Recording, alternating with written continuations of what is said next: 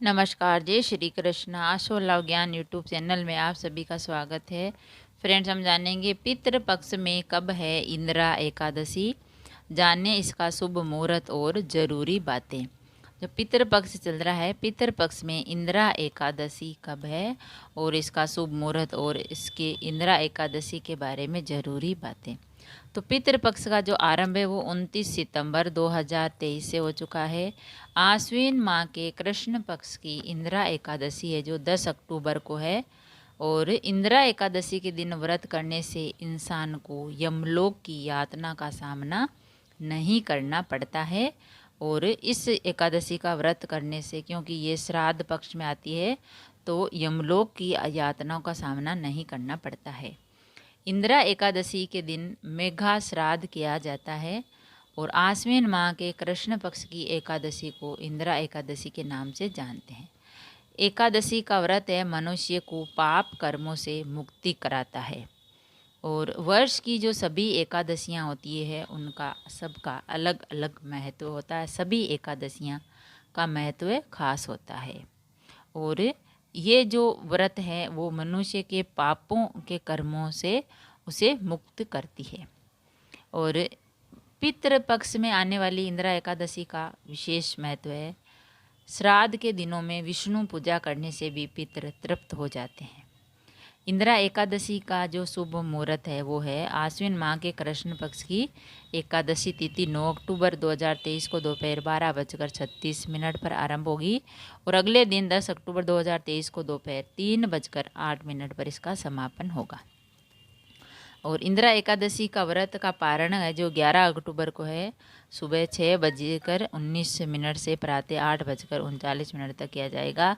इस दिन द्वादशी तिथि का समापन होता है और उसके बाद में जो हम खाना खाते हैं पारण करके तो फिर करना चाहिए। इंदिरा एकादशी का महत्व।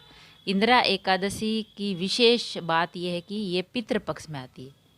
इंदिरा एकादशी का विशेष महत्व यही कि ये पितृपक्ष में श्राद्ध पक्ष में आती है। और इन श्राद्धों में 16 दिनों में जो हम कार्य करते हैं, पिंडदान करते हैं, तो ये पूर्वजों को मिलते हैं और उनका आशीर्वाद मिलता है। तो इंदिरा एकादशी का विशेष बात यही है कि ये पितृपक्ष में आती है, इसका महत्व बढ़ जाता है। पद्म पुराण में कहा गया है कि इस एकादशी का व्रत करने वाले मनुष्य के 7 पीढ़ियों तक के पितृ तर जाते हैं और विधि पूर्वक के नाम पर दान कर दिया जाए तो उन्हें मोक्ष मिल जाता है तथा व्रत करने वाले को बैंकुट की प्राप्ति होती है। इस दिन विधि विधान, तर्पण एवं ब्राह्मण भोजन कराने, दान दक्षिणा देने से पितर स्वर्ग में चले जाते हैं। तो हर एकादशी को हमें दान दक्षिणा देनी चाहिए। ब्राह्मणों को, ज़रूरतमंदों को जो भी ज़रूरत आवश्यकता है वो चीज़ उन्हें देनी चाहिए। इससे हमें पुण्य की प्राप्ति होती है और भगवान विष्णु का है जो आशीर्वाद मिलता है। तो इंदिरा एकादशी पितृपक्ष में आती है, इसीलिए इसका अधिक महत्व होता है। और पितृपक्ष के जो 16 दिन होते हैं उसमें दान है, पिंडदान करते हैं। सभी अपने अपने पितरों का जो पिंडदान करते हैं और अपने पूर्वजों को याद करते हैं।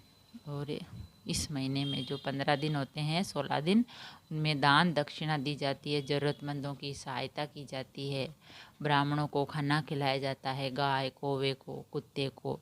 तो इन जो श्राद्ध पक्ष होता है उसका बहुत ही महत्व होता है। और जो पितर है वो पितृ दोष भी दूर होता है। तो इंदिरा एकादशी भी श्राद्ध में आती है, पितृपक्ष में आती है, तो इसका अधिक महत्व है। और इसकी पूजा करने से, इसका व्रत करने से हमें पुण्य की प्राप्ति होती है और हमारे जो कर्म किए हुए हैं उनके पापों का भी नाश होता है।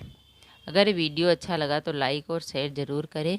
ऐसे ही और वीडियोज़, अच्छी अच्छी बातें, कहानियाँ, ज्ञान की बातें सुनने के लिए चैनल को सब्सक्राइब करें। थैंक यू, धन्यवाद।